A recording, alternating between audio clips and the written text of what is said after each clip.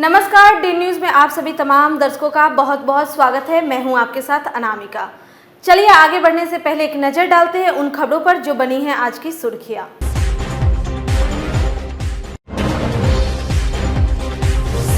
लाखों के सरसों तेल की लूट, कार सवार अपराधियों ने दिया घटना को अंजाम, खलासी को मारपीट कर फेंक दिया हाईवे किनारे।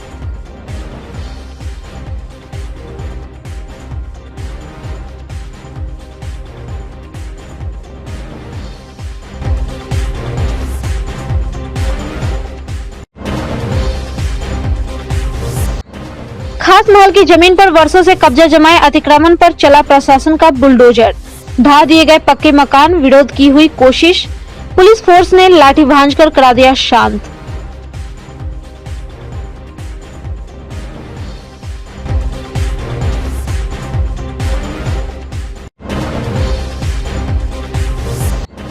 और साहू पोखर में डूबकर एक व्यक्ति की मौत, काफी प्रयास के बाद निकाला जा सका शव।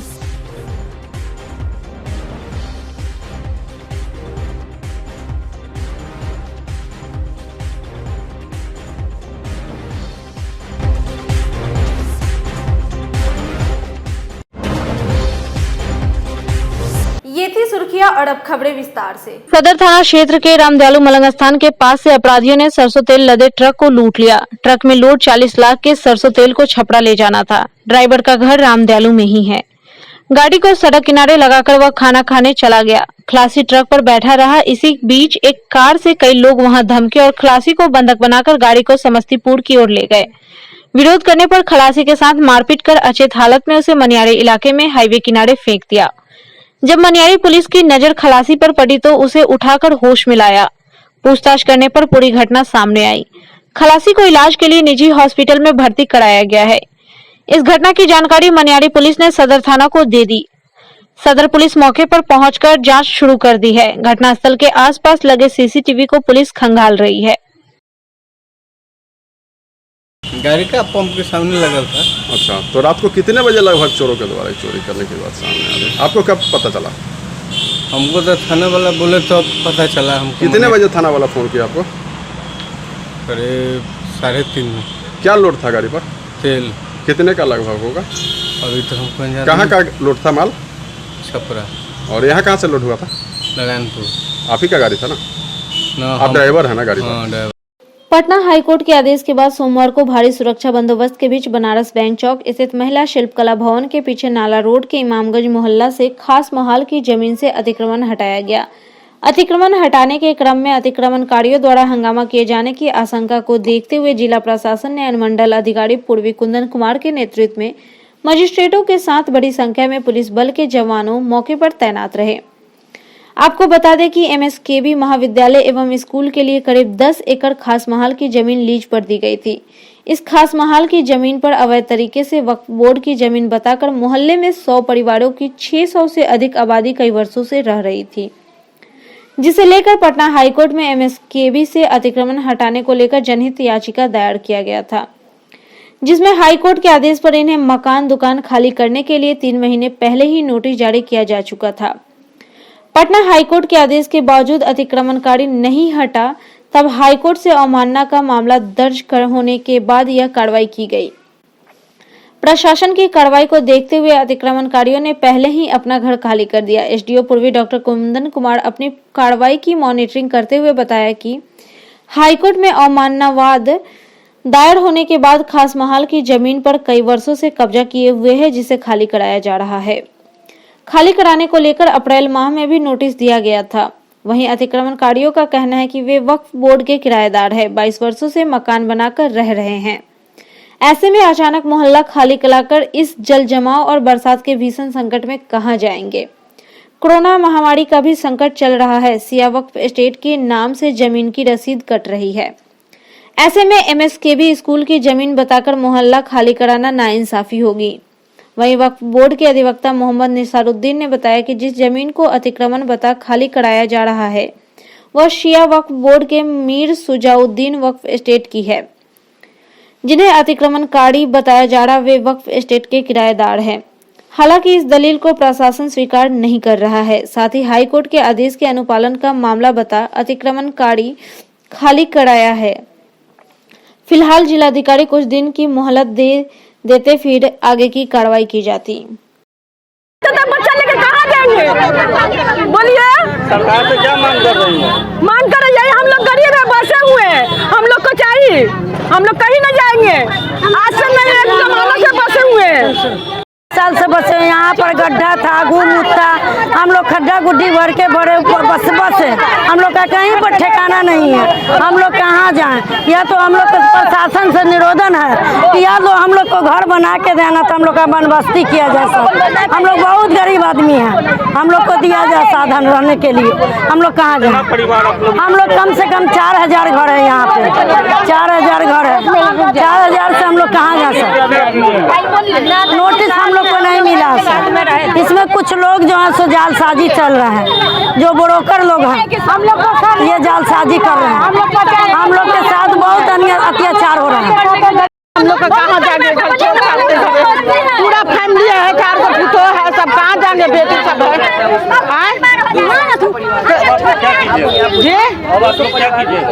क्या करेगा? हम लोग हिंगा रहेंगे, अभी कहाँ जाएंगे? जो होगा होगा, मारेंगे तो मारेंगे, मार दो हम लोग आकर के। यहाँ पर ये लोग कम से कम नहीं भी 70-80 साल आज़ादी से पहले बसे हुए हैं। इन लोग इस ज़मीन पूरा ज़मीन जब बंजर था तब इन लोगों ने बसाया इस ज़मीन को, मतलब उजागर किया। आज इस ज़मीन का कीमत हो जा रहा था, इन लोग को निकाल फेंका जा रहा। और जितने भी यहाँ से लेकर अखाड़ा घाट तक ज़मीन अगर देखा जाए, जहाँ बिल्डिंग सब बना हुआ वो भी बिहार सरकार में अगर देखा जाए तो उन लोग को भी पहले तोड़ा जाए। तो इन लोग हैं बेचारे सब गरीब गुरबा, इसलिए इन पर मतलब दबाव बनाया जा रहा है। जिस तरह से मतलब यहाँ की लोकल जो दलाल सब हैं जो मतलब इसमें मिले हुए हैं, इन लोग को खाली कराने में पूरा ताकत लगा रहे हैं। ये लोग यहाँ से जाएंगे नहीं, इन लोग सोच लिए कि चाहे हम मेरा मतलब यहीं पर पैदाइश से यहीं पर मरेंगे, इन लोग ठाने हुए हैं। इतना हम लोग हाई कोर्ट गए थे इंजेक्शन के लिए, हाई कोर्ट में पिटीशन डाल दिया है। अब वक्फ ट्रिब्यूनल में भी हम लोगों ने स्टे के लिए पिटीशन डाल दिया है, वहाँ से आश्वासन मिला है कि जल्द ही स्टे ऑर्डर हो जाएगा। इस बीच हम लोगों ने जिलाधिकारी महोदय, अनुमंडल पदाधिकारी महोदय से आग्रह किया है कि हम लोग का कम से कम 25 दिन का समय दे ऑर्डर लाने के लिए। तो डीएम साहब और सीओ साहब इन लोगों का कहना है कि हम 1 हफ्ता से बेसी का समय नहीं देंगे। तो हमारा आग्रह है कि 10-15 दिन का समय दे। 1 सप्ताह समय दे रहे हैं कि 1 सप्ताह तक हम इन लोगों को खाली नहीं कराएंगे, 1 सप्ताह में आप ऑर्डर ले आइए। इसका कारण ये है कि अवमानना का जो केस है वो सितंबर में उसका डेट है। तो उनका कहना है कि हम जो है से हम तो खाली नहीं करवा रहे हैं, खाली तो कौन अभय झा है वो हाई कोर्ट में, अमोद झा हाई कोर्ट में पिटीशन देके खाली कराया है। हम तो चाहते नहीं है गरीब को हटना, लेकिन अब वो हाई कोर्ट से हम पर अवमानना का केस हो रहा है, तो हम अपना नौकरी बचाएं कि हम अपना नौकरी दें। इसलिए बोले हैं कि 1 सप्ताह का समय देंगे। आपसे हम आग्रह करते हैं डीएम साहब को कि 20-25 दिन का समय दे, ताकि इस गरीब लोगों के लिए हम वहाँ से स्टे ऑर्डर लाएं। ये ज़मीन हमारी है, वक्फ बोर्ड की है, सुजाउद्दीन वक्फ स्टेट की है, उसका खतियान है, सब है। लेकिन हाई कोर्ट के कारण जो है से थोड़ा मामला उलझ गया है। तो हम जिलाधिकारी महोदय से आग्रह करते हैं कि हम लोग भी वक्फ ट्रिब्यूनल में और हाई कोर्ट में केस कर दिए हैं, बहुत जल्द जैसे स्टे ऑर्डर आ जाता है, थोड़ा गरीब लोग को समय दें। पूरी तैयारी है। आप जानते हैं कि माननीय उच्च न्यायालय द्वारा एक अवमाननाबाद केस के तहत हम लोगों को ये महिला शिल्पकला भवन की ज़मीन पर, जो बेसिकली खास महल की ज़मीन है, उस पर वर्षों से इन लोगों ने अतिक्रमण कर रखा है। पूर्व में ही इनको 3 माह पहले भी नोटिस अप्रैल माह में दिया गया था। पुनः ये तिथि तय हुई है, प्रॉपर माइकिंग हुई है, लोग खाली भी कर रहे हैं। जो खाली कर रहे हैं वो कानून के मानने वाले हैं, जो नहीं खाली करेंगे उनको बलपूर्वक हटाया जाएगा। हम लोगों ने पूरी तैयारी कर रखी है। सभी लोगों से अनुरोध है कि वो लोग इस आदेश में जो भी हम लोगों को करना है उसमें सहयोग करें। समय सीमा देने की बात सामने आ रही है। अभी पहले इनका इंटेंशन देखेंगे, अगर खाली करने में उनको कुछ समय लगेगा तो वो हम लोगों के हाथ में नहीं है। हम लोगों को माननीय उच्च न्यायालय में जाकर के एफिडेविट दायर करना रहता है। तो जो भी होगा वो उनके खाली करने के मनसा पर डिपेंड करेगा। अगर खाली करेंगे उनको समय देंगे, वो भी पक्का स्ट्रक्चर वाले को, कच्चा स्ट्रक्चर को तो तुरंत हटाएंगे हम लोग। जिले के नगर थाना क्षेत्र अंतर्गत साहू पोखर में बीती शाम नहाने के दौरान डूबे युवक के शव को सोमवार की सुबह एसडीआरएफ की टीम ने बरामद कर लिया। मृतक की पहचान निगम क्षेत्र में वार्ड 22 के भारत माता गली निवासी राजकुमार महतो के पुत्र 35 वर्षीय अमित कुमार के रूप में हुई है। बताया जा रहा है कि अमित ने साहू पोखर में नहाने के लिए छलांग लगाई थी, लेकिन उसी क्रम में गहरे पानी में जाने के कारण वह डूब गया। घटना के बाद से परिजनों में चीख पुकार मच गई है। वहीं अंधेरा हो जाने के कारण बीती शाम एसडीआरएफ टीम द्वारा तलाशी अभियान रोक दिया गया था, जिसे आज सुबह फिर चलाया गया।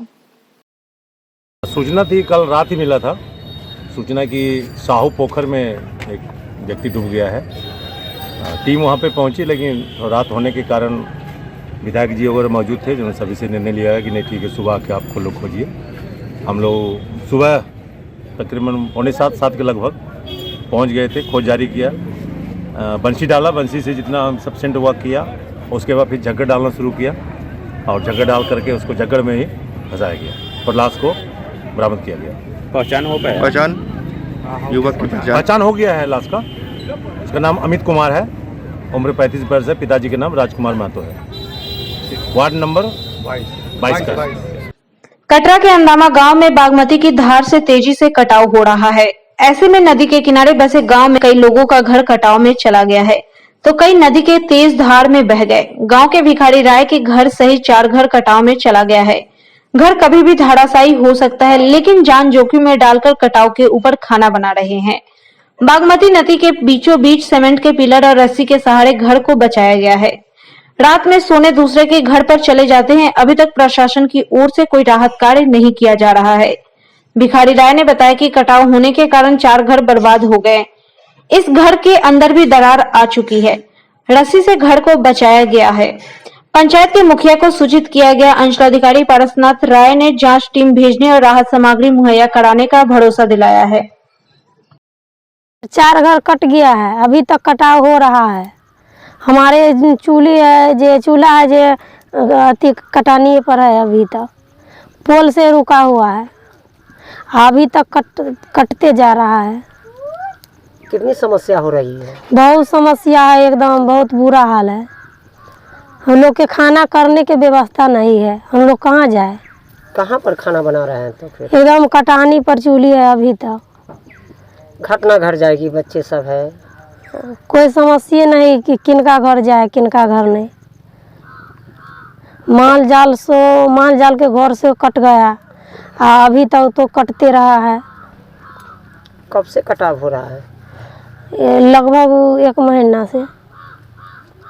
कितना घर चला गया आपको कटाव में? 4 गो घर। कैसे जीवन यापन हो रहा है आप लोगों का?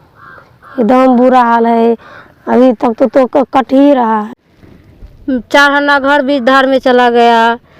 रोज धंसना काट रहा है, खाना बनाने की सुविधा न है। छोटा छोटा बच्चा है, कहाँ जाएगा, किसका दूरा पर जाएगा, कोई भी नहीं रखता। रोज धंसना गिरता है। अभी इतना बचा हुआ है, कोई उपाय लगाइए। कैसे जीवन यापन चल रहा है? कैसे बच्चा सब पोसाएगा, कैसे जीवन चलेगा, कैसे रहेगा, केना रहेगा, कहूँ जाए के उपाय नहीं है। अभी घर रुका हुआ है, बांधा हुआ है, सब गोरा मिल के पोल देखता है, अभी धार में जा रहा है।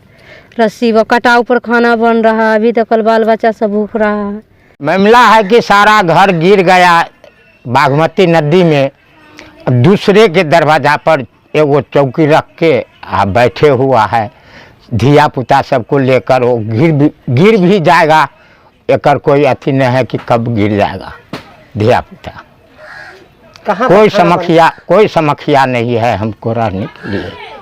कहाँ पर खाना बनाते हैं आप लोग? वो भूसा है ना, वो भूसा थोड़ा बचा हुआ है, उसी जंग खाना बनता है, उसी जंग चूल्ही उल्ही है, बर्तन भरा है, सब कुछ कोठी भर ली तो सब धस गया। कटाव भी हो रहा है उस जगह? बहुत कटाव हो रहा है। बड़ी घटना घट सकती? बड़ी घटना हो गया। अच्छा, रात में कैसे सोते हैं आप लोग? रात में दूसरे के दरवाजा पर सोता है। डर से नहीं सोते हैं क्या? जी, डर से नहीं वहाँ पर रहने देता है, न अपने सियान रहता है, न महिला है। महिला को अलग अलग दूसरे के घर में रख दिया है, रहता है। करवा लेते हैं, जांच करवा लेंगे, जो भी उसमें हमारे यहाँ से व्यवस्था होने वाला का व्यवस्था करेंगे। कटाव पीड़ित को क्या व्यवस्था होती है अंचल कार्यालय से? कटाव पीड़ित जिसका घर जो थी कट गया, तो उसको हम पहले तत्काल प्लास्टिक देंगे जो अपना ही करेगा, उसके बाद में इंदिरा आवास के लिए हम लोग लिख देंगे वीडियो को जो उनको आवास उपलब्ध हो जाए। दूसरा ये बता रही है 4 घर कटाव में चले गए। आज ठीक है, आप कहे ना हम जांच करवा लेंगे, अगर नाम हो तो आप लिख कर बताइए किनका किनका है, हम जांच करा लें। मानव सेवा महिला संगठन के द्वारा झपा के मशहूर टोला में बाढ़ पीड़ितों के बीच राहत सामग्री का वितरण किया गया, जिसमें खाद्य सामग्री और कपड़ा था। संगठन के अध्यक्ष रेखा सिंह ने बताया कि राहत सामग्री प्रख्यात हड्डी रोग विशेषज्ञ डॉक्टर शशि कुमार के सौजन्य से वितरण किया गया है। सहयोग संगठन के उपाध्यक्ष कल्याणी शर्मा, दीनबंधु कुमार ने किया।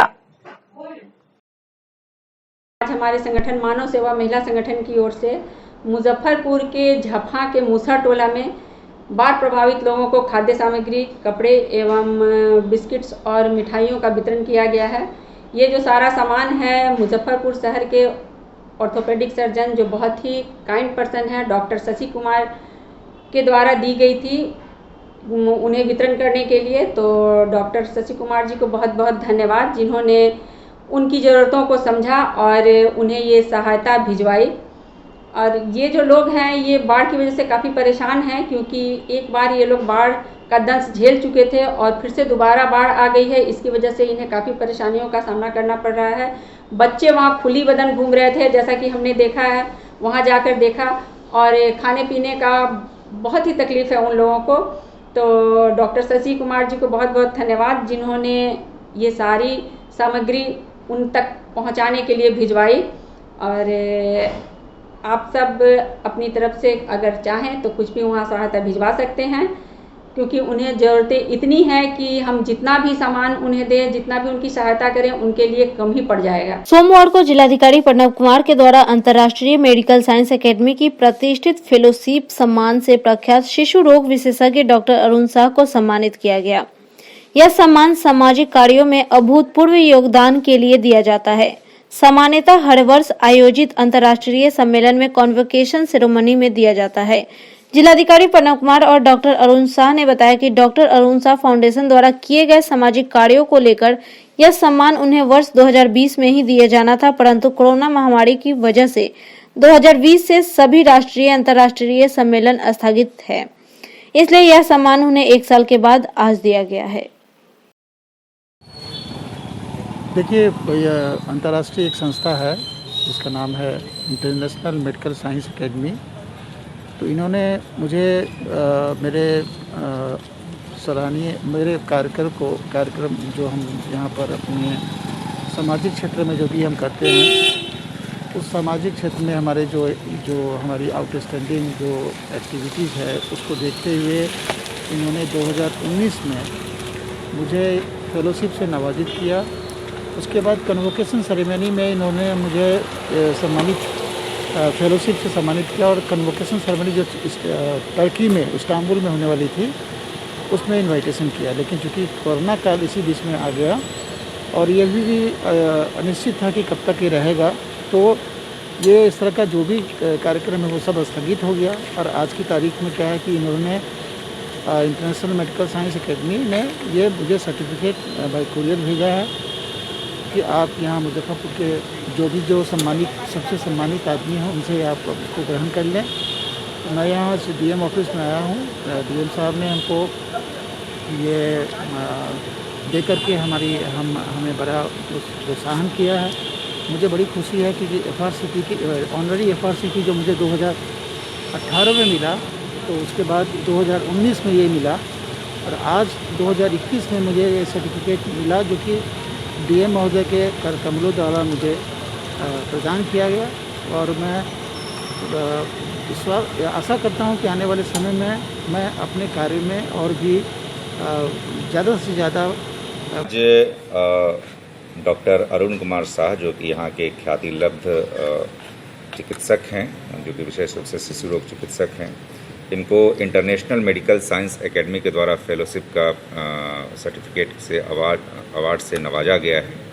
और यह पिछले वर्ष ही इन्हें दिया जाना था, जो कि टर्की के इस्तांबुल में दिया जाना था, लेकिन कोविड-19 के गाइडलाइंस के तहत ये सर्टिफिकेट हम लोग यहाँ आज उपलब्ध करा रहे हैं और ये उपलब्ध कराते हुए हम लोग भी गौरवान्वित महसूस कर रहे हैं कि मुजफ्फरपुर ज़िले में ऐसे ख्यातिलब्ध चिकित्सक द्वारा चिकित्सा सेवाएं दी जा रही हैं और इनके द्वारा पहले भी AES पर एवं अन्य विषयों पर भी काफ़ी शोध एवं अन्य कार्यक्रम किए गए हैं। सामाजिक सरोकार के विषयों पर भी लगातार डॉक्टर साहब हमेशा संवेदनशील और अग्रणी भूमिका निभाते हैं। मैं इनके उज्जवल भविष्य की शुभकामना करता हूं और मैं उम्मीद करूंगा कि इसी तरह से आने वाले दिनों में भी मुजफ्फरपुर ज़िले में अपने कार्यों से उपलब्धि हासिल करें और जो यह उपलब्धि आज हासिल हुई है, जो इंटरनेशनल मेडिकल साइंस एकेडमी के द्वारा जो फेलोशिप दिया गया है, उसके लिए मैं उन्हें शुभकामनाएं और बधाई देता हूँ। आज की खबरों में फिलहाल इतना ही। कल फिर मिलेंगे कुछ नए खबरों के साथ। तब तक के लिए हमारे DIN न्यूज़ परिवार को दीजिए इजाजत। नमस्कार।